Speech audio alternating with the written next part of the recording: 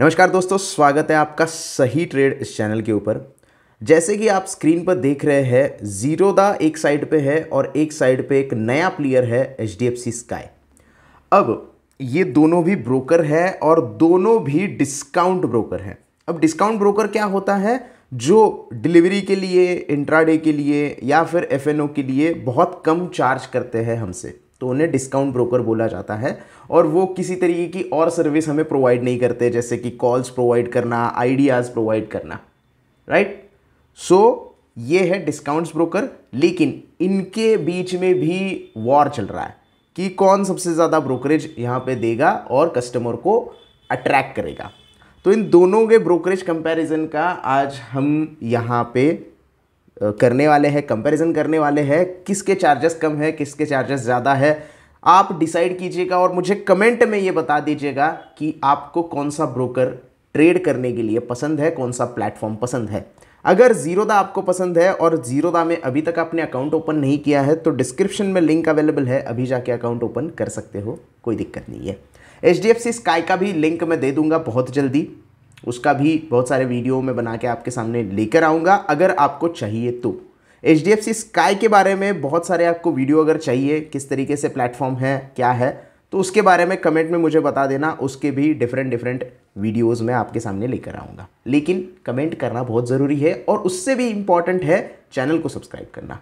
तो आप चैनल को सब्सक्राइब कीजिए, तब तक मैं ये सारी चीज़ें आपको बता देता हूँ। साइड बाय साइड आप सब्सक्राइब कर दीजिए। ज़ीरोधा में सबको पता है कि इक्विटी जो है वो डिलीवरी फ्री है। मतलब आप अगर कोई स्टॉक लॉन्ग टर्म के लिए होल्ड करते हो तो आपको कोई भी चार्जेस यहाँ पे देने के लिए नहीं लगते। चार्जेस का मतलब है ब्रोकरेज आपको नहीं देना है, टैक्स आपको पे करना होता है। लेकिन अगर आप एचडीएफसी सिक्योरिटीज़ में जाए तो ब्रोकरेज की आप देखोगे तो डिलीवरी के लिए 20 रुपये चार्ज या फिर 0.1% जो भी आपका टर्नओवर होगा उस टर्नओवर के हिसाब से आपको ये चार्जेस देने हैं। तो यहाँ पे आपको सीधे सीधे पता चल रहा है कि ज़ीरोधा में इक्विटी डिलीवरी के लिए कोई भी ब्रोकरेज नहीं है और डिलीवरी ऑर्डर के लिए एचडीएफसी स्काई में 20 रुपये देने पड़ते हैं। तो यहाँ पे थोड़ा सा ज़ीरोधा बाजी मार जाता है।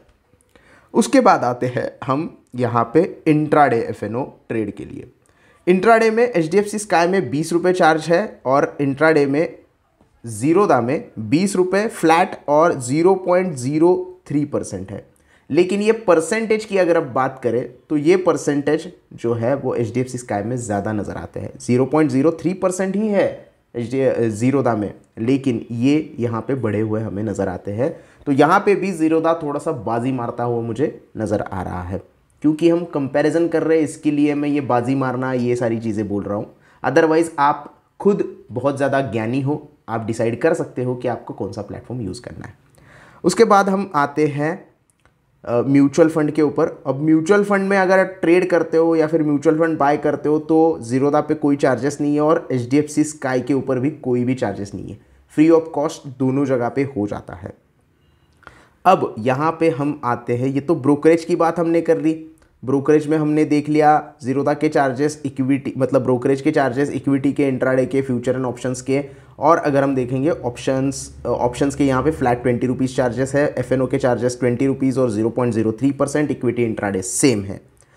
अब हम यहाँ पे आते हैं जो यूएस के स्टॉक है उसका भी कॉस्ट आप यहाँ पे देख सकते हो कि एचडीएफसी स्काई में अगर आप यूएस स्टॉक ट्रेड करते हो या इन्वेस्ट करते हो तो 5 सेंट लगते हैं पर शेयर के।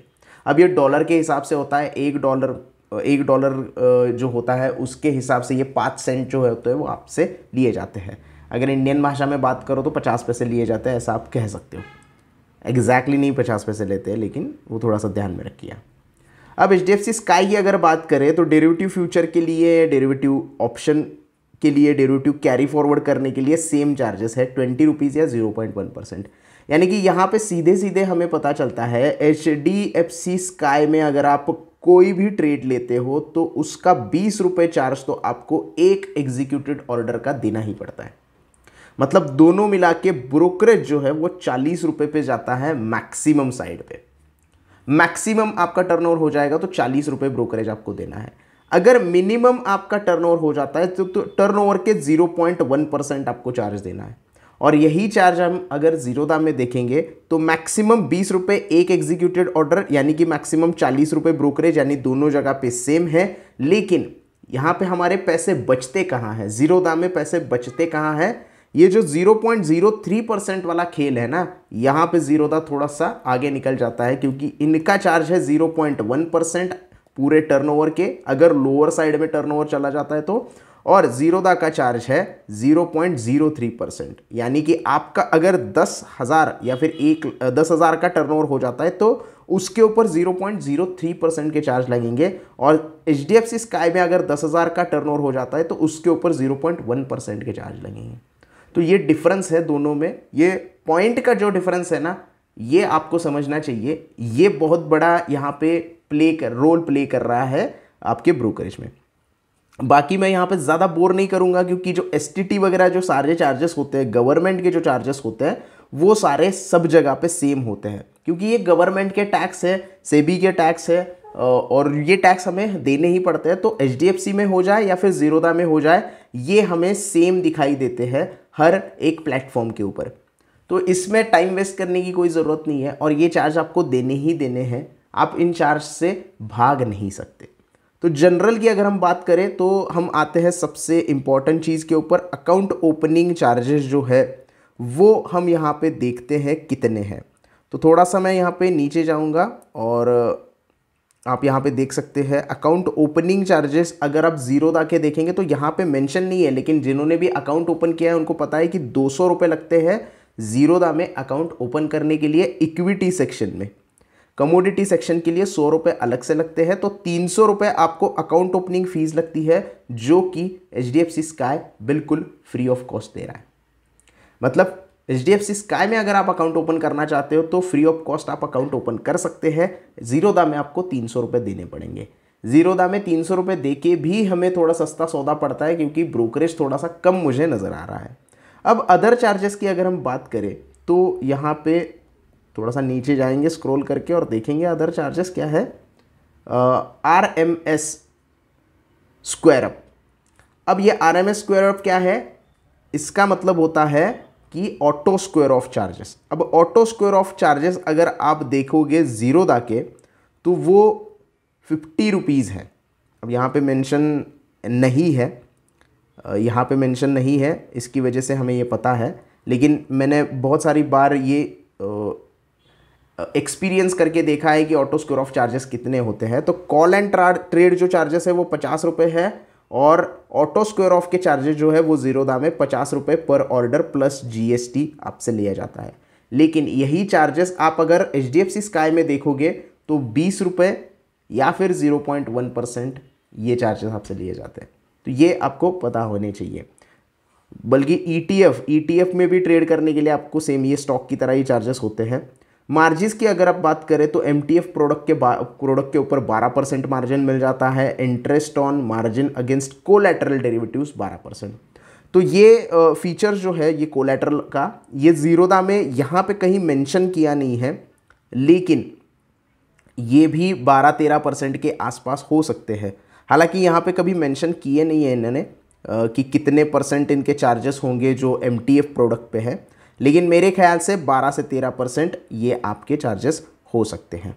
उसके बाद हम आते हैं जो डीमैट के चार्जेस है, यानी कि आपको शेयर सर्टिफिकेट चाहिए तो 50 रुपये प्लस कुरियर के चार्जेस आपको देने पड़ते हैं HDFC स्काई में।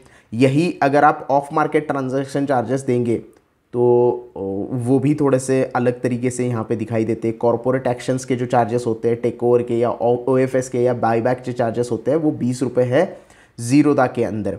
और शेयर सर्टिफिकेट के यहाँ पे कोई स्पेसिफिक चार्जेस नहीं दिए गए हैं। अगर होंगे तो मैं आपको ज़रूर यहाँ पे बता दूंगा, लेकिन यहाँ पे कोई भी चार्जेस नहीं दिखाई दे रहे। NRI ब्रोकरेज दिखाई दे रहा है, लेकिन ये जो डीमैट के चार्जेस है, शेयर सर्टिफिकेट के चार्जेस है, ये मेंशन नहीं किए गए हैं जीरोधा के वेबसाइट के ऊपर।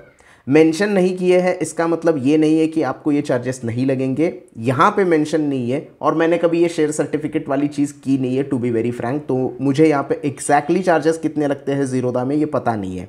लेकिन हमें HDFC स्काई के चार्जेस यहाँ पे पता चल रहे हैं। प्लीजिंग चार्जेस के बारे में हम बात करेंगे तो प्लीज कर सकते हैं आप HDFC स्काई में 20 रुपये पर प्लीज ऑर्डर के लेके, और प्लीज क्रिएशन के लिए भी 20 रुपये लगते हैं। सेम अगर आप ज़ीरोदा में देखोगे तो 30 रुपये आपको देने पड़ते हैं पर प्लीज रिक्वेस्ट, फिर वो प्लीज की रिक्वेस्ट हो या अनप्लीज की रिक्वेस्ट हो, 30 रुपये पर प्लीज रिक्वेस्ट के आपको यहाँ पे देने ही पड़ेंगे।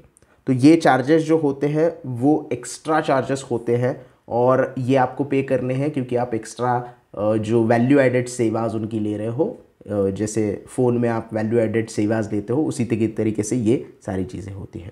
अब डीमैट एएमसी की अगर बात करें, मतलब एनुअल मेंटेनेंस चार्जेस की अगर हम बात करें, एनुअल में अकाउंट मेंटेनेंस चार्जेस है annual maintenance charges.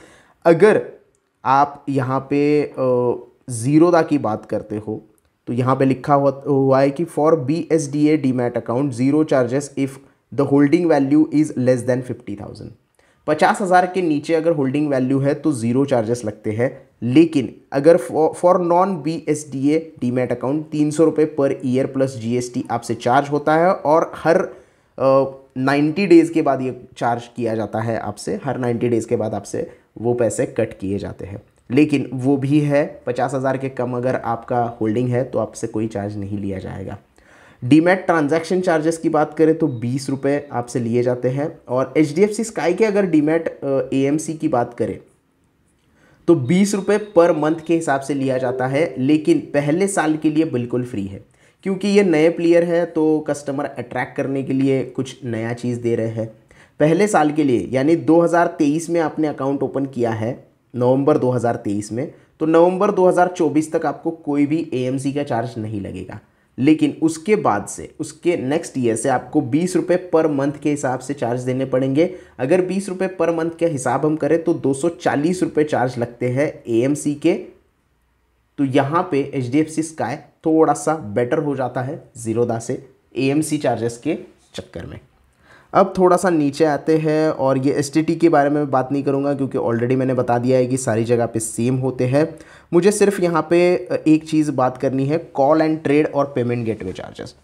Payment gateway के जो चार्जेस है वो यहाँ पे UPI तो फ्री है, ज़ीरोदा में भी UPI फ्री है, लेकिन अगर आप देखोगे तो पेमेंट गेटवे के जो चार्जेस है वो HDFC स्काई में एज पर बैंक ट्रांजैक्शन है, और पेमेंट गेटवे चार्जेस अगर आप यहाँ पे ज़ीरोदा में देखते हो तो 9 रुपये प्लस GST लगता है।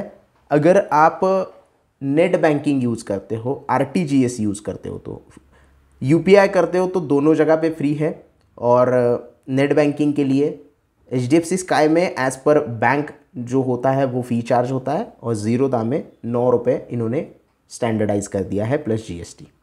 कॉल एंड ट्रेड जिसकी हम बात कर रहे थे, अगर आप ज़ीरोदा में कॉल करके उनको बोलते हो कि मुझे ये ट्रेड एग्जीक्यूट करना है तो 50 रुपये पर ऑर्डर के हिसाब से आपको देने होते हैं। आपने 5 ऑर्डर प्लेस किया उनको कॉल करके तो आपको 250 रुपये उसके एक्स्ट्रा देने पड़ेंगे, ब्रोकरेज के अलावा, टैक्सेस के अलावा। लेकिन सेम चीज़ अगर आप HDFC स्काई में करते हो तो आपको 5 ट्रेड के लिए 100 रुपये देने पड़ेंगे, तो ये भी थोड़ा सा सस्ता है।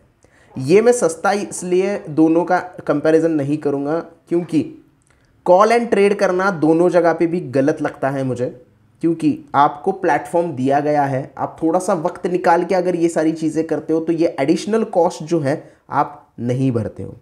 तो अगर दोनों प्लेटफॉर्म में कॉल एंड ट्रेड का इस्तेमाल नहीं भी करोगे तो कोई पहाड़ नहीं टूटने वाला। आप थोड़ा सा वक्त निकाल के आपका खुद का ट्रेड खुद एग्जीक्यूट करो, क्या दिक्कत है, क्यों एक्स्ट्रा पैसे दे रहे हो किसी को। बाकी US पेमेंट के लिए चार्जेस यहाँ पे दिए गए हैं। इसका मतलब ये है HDFC स्काई में अगर आप ट्रेड करते हो तो US के स्टॉक भी आप यहाँ पे इन्वेस्टमेंट कर सकते हो या ट्रेड कर सकते हो। ज़ीरोदा में ये सारी चीज़ नहीं है, ज़ीरोदा सिर्फ इंडियन एप्लीकेशन है, हालांकि HDFC भी इंडियन एप्लीकेशन है, लेकिन ज़ीरोदा में US के ट्रेड आप नहीं ले सकते, US के स्टॉक नहीं ले सकते। वही HDFC स्काई में आप US के स्टॉक ट्रेड भी कर सकते हो और उसमें इन्वेस्टमेंट भी कर सकते हो। तो यहाँ पे आप मुझे आप कमेंट में बता देना कि आपको ये कौन सा प्लेटफॉर्म काफ़ी अच्छा लगा ब्रोकरेज के लिहाज से और फैसिलिटी के लिहाज से। आप कौन सा यहाँ पे प्लेटफॉर्म यूज़ करते हो वो भी मुझे कमेंट में बता देना। और अगर वीडियो अच्छी लगी हो, थोड़ी सी स्लो वीडियो हो गई है, थोड़ा सा जो पेस है मैंने स्लो किया है, थोड़ा सा बोरिंग लगेगा आपको, लेकिन इन्फॉर्मेशन काफ़ी कुछ यहाँ पे मिल गई है। तो अगर वीडियो अच्छा लगा हो तो प्लीज़ लाइक कर देना, वीडियो को ज़्यादा से ज़्यादा शेयर करना और चैनल को सब्सक्राइब करना ना भूलना। धन्यवाद।